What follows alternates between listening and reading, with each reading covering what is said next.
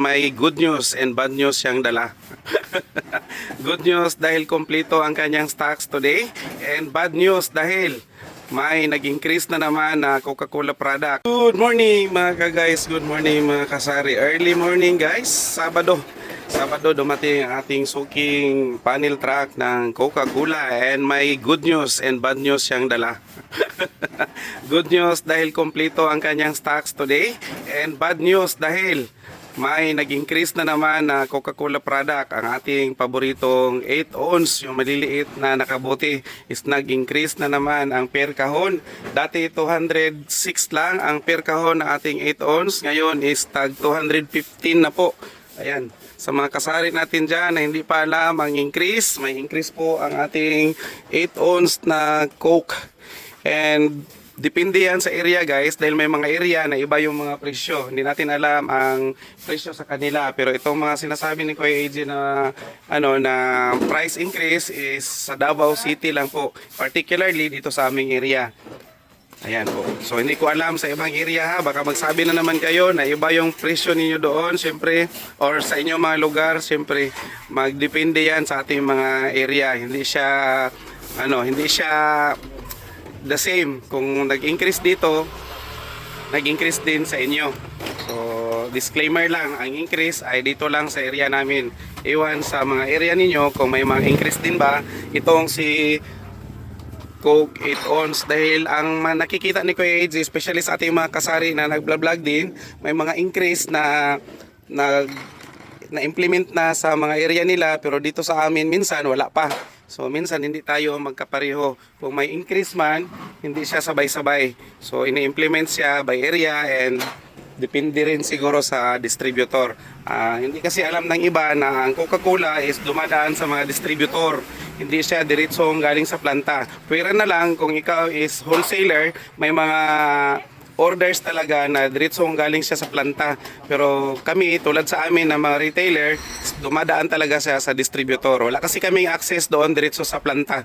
Kasi yung mga wholesaler natin, mga suki, lalong-lalo na yung binibilhan ni Kuya AJ sa labas, may mga ahente yan sila na direct sa planta or direct doon sa mismong talaga sa Coke. So itong kagaya kay Kuya AJ is dumadaan talaga sa mga distributor. So itong pinapakita ni Kuya AJ sa inyo is isang distributor lang ito sa Davao City. So speaking of distributor, marami po ang distributor, lalong-lalo na sa area sa Davao kasi malaki ang Davao City. So composed yan siya of ilang mga distributors and depende rin sa inyong lugar. So dito sa lugar ni Kuya AJ is nandito kami sa bandang south. So itong suki namin is may area lang din sila na particular na kinikater. Hindi po siya buong south is saklaw ng kanilang distribution. So meaning pag nandito banda si Kuya AJ sa Talumo, ibang distributor, pagdating sa Toril at saka pagdating sa Kalinan, na ibang distributor na naman yan. So kung bandang north, doon sa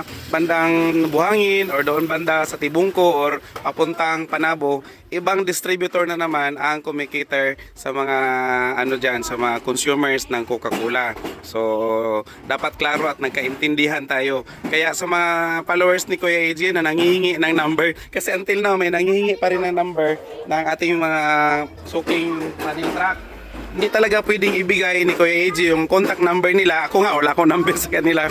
Hindi pwedeng ibigay ni Kuya AJ yung number nila dahil dyan sa area ninyo is iba din yung communicator. Kaya sorry na lang sa ating mga followers, mga kasari na nangihingi ng contact number ng ating soaking panel truck dahil wala pong maibigay si Kuya AJ. Kahit na meron ako, hindi ko rin ibigay dahil iba yung area ninyo, tsaka iba din yung communicator dyan. Just in case tawagan ninyo sila, hindi rin kayo i-cater kasi malayo nga. So ulitin ni Kuya AJ, ang ating mga distributor is may mga nasasakupang area. So depende yan kung saan kayo naka-situate or saan situated ang inyong mga tindahan, doon din yan sila. Unless kung mamili ka diretso sa planta, yung mga tawag nila na may mga ahente na binubook yung order, tapos yung payment is through bank transfer ata yung payment nila. So yan siya, direct sa planta. And meron din sigurong mga ahente na nagki-cater sa kanila kung saan yung area mo. Yun. So, balik tayo dito sa mga kahon ni Kuya AJ, bakante na. Hindi na siya puno dito, pati sa loob hindi na rin siya puno. So, bababa na ang ng ating ng ating panel truck ang mga di plastic kasi nababa na yung dibote. So, di plastic na naman ang ating ibababa. And as usual, ubos na naman ang ating bote. At saka ubos na naman ang ating benta. Ubos ang ating benta dahil paminsan lang nangyayari itong ganito. Parang once a month na ka nagani, no? Or twice. Oh. Tapos pag na-short si Kuya AJ, kaya namimili si Kuya AJ sa mga suki nating mga wholesaler sa labasan. So pag namili si Kuya AJ, lalong-lalo na 1.5, mabenta ang 1.5 dito. So pag naubos na yan, namimili ako ng pa isa-isang kahon sa labas para hindi tayo maubusan. And minsan, pag nakapag grocery, kukuha din kami sa groceryhan ng tig-isang kahon. Isa-isa. So, every Sunday, nag-grocery si Kuya AJ. So, makakuha ako at least isang kahon every Sunday doon. So, hindi talaga naubusan si Kuya AJ. Pero na lang kung may mamakyaw. Kung may mamakyaw ng 1.5, may mga occasions. So, yun. Kaya maubusan tayo. Dilipat ko lang ito dito. So, nakikita ninyo guys, walang gulay si Kuya AJ. Mamaya pa si Kuya AJ mamili ng gulay. Wala tayong gulay kasi nagbakasyon si Kuya AJ ng 2 araw. Close kami 2 araw guys.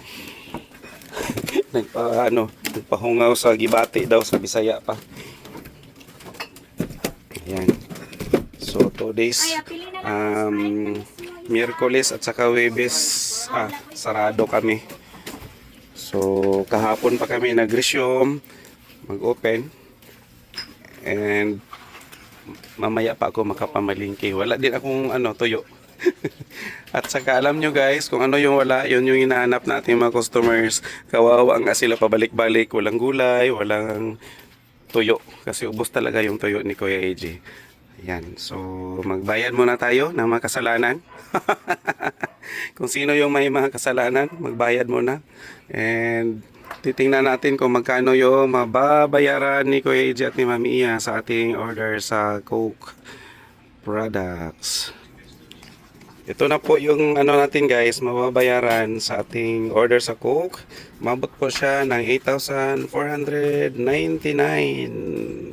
8,499 po lahat ang ating nabayaran. 8 litro, 3 kasalo, 6 na 8 ons, 3 1.5, 2 mismo at 2 swakto. And that's all na lang muna for today mga ka-guys. Thank you po sa inyong pagtutok sa vlog ni Kuya AJ. And huwag kalimutang i-subscribe ang channel ni Kuya AJ sa YouTube, AJ Kimpo Vlogs. And ang ating Facebook page, AJ Kimpo Vlogs pa rin. At saka ang ating TikTok, Kuya AJ lang po sa TikTok. And that's all na lang muna for today guys. Bye bye and kaway-kaway sa vlog. Kaway-kaway daw sa vlog. Shout out. Shout out.